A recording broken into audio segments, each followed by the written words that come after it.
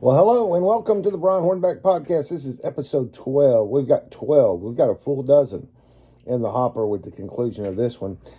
This is actually Christmas week 2020, the year that we'll probably never forget. Anyway, it's been an interesting week, both on the city council last week and county commission this week. The city council and county commission both have made the moves to go to create a sports authority, which will potentially relocate the Tennessee Smokies back to Knoxville.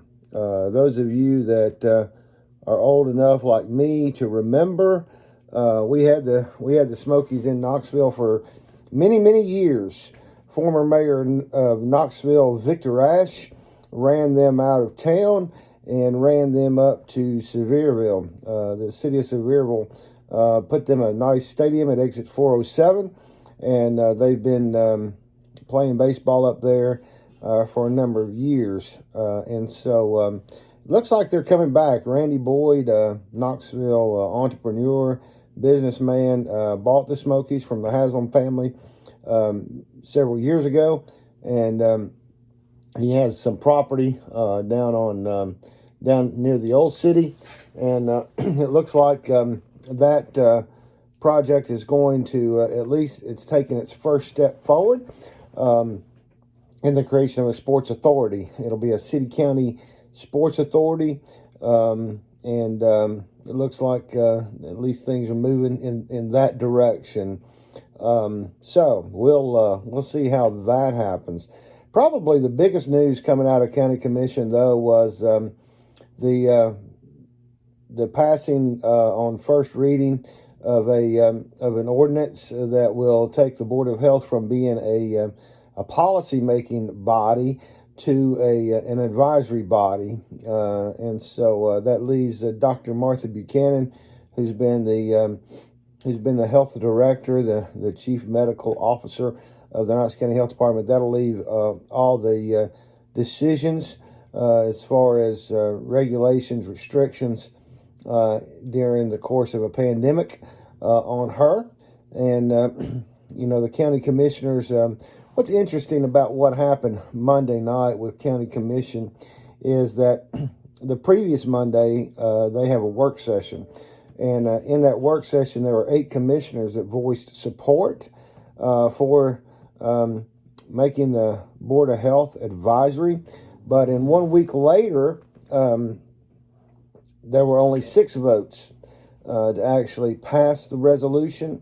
There were several failed attempts by Commissioner Randy Smith, who was one of those 2 that had voiced support for making the Board of Health advisory a week before.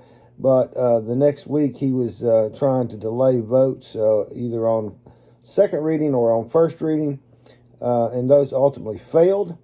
6 commissioners having voted in the affirmative on first reading to make the Board of Health advisory to the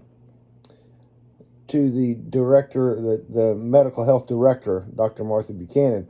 What's interesting about that is that on the Board of Health are individuals, doctors, scientists that have been appointed by their peers, and then there's 2 individuals that are on the Board of Health that are only there because of their elected or their appointed capacity. That being the Knox County Director of Schools, that would be Bob Thomas, and he delegates his authority to his health officer, which is Lisa Wagner, and then also Knox County Mayor Glenn Jacobs, or whoever the Knox County Mayor happens to be, also sits on the Board of Health. Interestingly enough, so the Knox County Mayor will then become an advisory role to the health director. But the health director technically kind of works for the Knox County mayor. So it's real interesting that the employee would be making the decisions from an advisory standpoint of the employer. But hey, that's a digression and another fight for another day. So let me see if I can remember right off the top of my head, because I am going from memory here. You had Commissioner Ward, you had Commissioner Schoonmaker, you had Commissioner Bustler, you had Commissioner Beeler, you had Commissioner Biggs. That was 5. Ward, Schoonmaker, Bustler, Daly, Beeler, and Biggs. There we go. Those were the 6 commissioners that voted in the affirmative.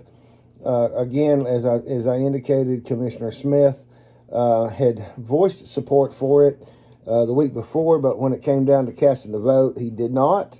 Also in that category was Commissioner Terry Hill from the Hardin Valley Carnes area. She too had voiced support and had told some of her constituents that she was in support of making the Board of Health advisory.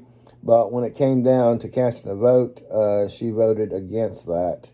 And so those two, along with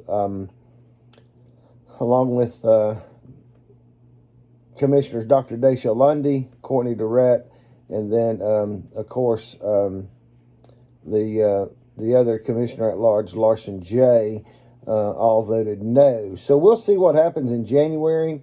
They'll have a workshop, I believe, on the 18th, and then they'll have a meeting somewhere around the 25th of January. I think it's the 4th Monday. And one of those meetings, either the workshop or the actual board meeting, fall on the Monday of Martin Luther King Day, so they'll actually meet on Tuesday. But anyway, so that's kind of what's happened. Sports Authority and the Board of Health becoming advisory is the big news coming out of Knoxville and Knox County this week. So appreciate that. Now let's transition over. Obviously, I said that this is being recorded and being published on the week before Christmas. And so, Christmas is always an interesting time. It's always a good time. I don't know in my lifetime that we've ever gone through a pandemic during Christmas. But Christmas is going to take on a whole new look this year with obviously the wanting to keep our family safe. And so we're not having the extended family type celebrations that we normally have had in the past. But I was going through some, a friend of mine, Rob Faust, had posted a picture from when he'd gotten an outdoor mechanical car for his Christmas. Made me realize that I had gotten a ventriloquist doll. That would be I guess I was wanting to become the Jeff Dunham before Jeff Dunham was created. And so, I would love to hear from you. What was a Christmas memory that a present that you had received? Also, in my younger days, we would spend Christmas Eve at my Mama Blake's house and wait on Santa Claus, and then we'd go home and we'd crash, and then we'd get up and find out what we'd gotten. And she lived next door, so it really wasn't that far of a trip. But a lot of fun times with my cousins. My mom had 2 brothers. Mom was the oldest, and she had 2 brothers, and they each had 2 children. Mom and Dad had my brother and I. And so we would gather at my Mama Blake's house. And so those were always fun times. So I'd love to hear from you about what tradition you have in your past, what you remember. So send me an email, brian@brianhornback.com, or send it in a message on whatever platform you're listening to me on, whether it be Apple Podcast, Spotify, Google Podcast, Anchor FM, where we where we manufacture and distribute this podcast. But send me a message on all the socials. You can find me on Twitter at mega_bullhorn. You can also find me at Brian Hornback on Twitter. You can find me on Instagram at brianhornback.com. Spell that out, DOTCOM.com, Brian Hornback, DOTCOM, on Instagram. So I'm on most all the socials. So look me up. Let me know what you remember, and maybe what your favorite gift was that you remember from getting as a child. It's we're obviously going to transition into this year next week, and I'll try to be on here a couple of times next week, if not more. Transitioning to 2021. What do you hope we see in 2021? Obviously, with the ending of 2020, we have the Pfizer and Moderna this week. Both of those vaccines for the COVID-19 have begun being distributed. I know yesterday, being Tuesday, December 22nd, the Knox County Health Department received 2,200 doses of the Moderna. Now, the first shipment that came to Knox County of Pfizer was like 974 doses. But yesterday, the Knox County Health Department announced and sent pictures of the 2,200 doses of Moderna that they had received. So obviously, 2020 came in with the pandemic, and 2020 is going out with the vaccine, which is really has been pretty an amazing thing that the vaccine got created and approved by the FDA so quickly that we can now end 2020 with a vaccine. Obviously, it's not going to be widely distributed, and it's going to take 2 doses to actually get that vaccine in your body. And then, the big question is going to be, is this going to be a yearly vaccine like the flu?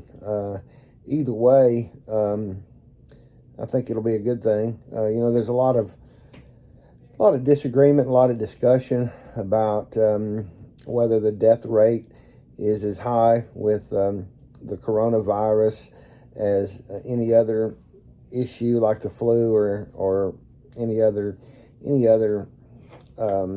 thing that causes death. I don't really know that argument or that argument really.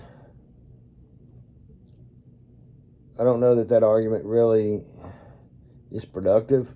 But I understand where people on both sides come from, and we can just hope that in 2021, by the middle of 2021, that everyone will have, or everyone who wants to be vaccinated will have been vaccinated, and we'll begin to see the talk of the pandemic of 2020 come to a close. And so other than that, 2020's been interesting. We've been pretty well just focused on the pandemic. It looks like 2021 is going to bring us President Joe Biden and Vice President Kamala Harris. What do you hope to see from that administration? We still don't know until January the 5th or 6th whether Georgia is going to retain Kelly Loeffler and David Perdue. So 2021 is going to start out pretty quick. It's going to start out fast and furious on Tuesday, January the 5th, with the runoff election. If Kelly Loeffler and David Perdue hold on and retain their seats in the runoff elections, then they will obviously then the Republicans will control the Senate, the Democrats will control the House and have the White House. As I've said on previous podcasts, gridlock is golden. As I've said before, I'm a Christian first, a conservative second, and a Republican third. But I don't want any party, whether it be the Republican Party or the Democrat Party, to have control of all three branches of government. And so it's imperative, I believe, that Georgia continue to hold the line, as we've heard, where Loeffler and Perdue keep the Senate seats in Georgia, so that there's proper checks and balances and there's gridlock. But with that said, last week, or this week actually, the U.S. House and Senate passed another round of corona relief legislation, $600 checks to every American. There's a lot of other stuff in there going to foreign countries. And so yesterday, the 22nd of December, President Trump announced that unless there's more money coming to Americans, he's not going to sign it.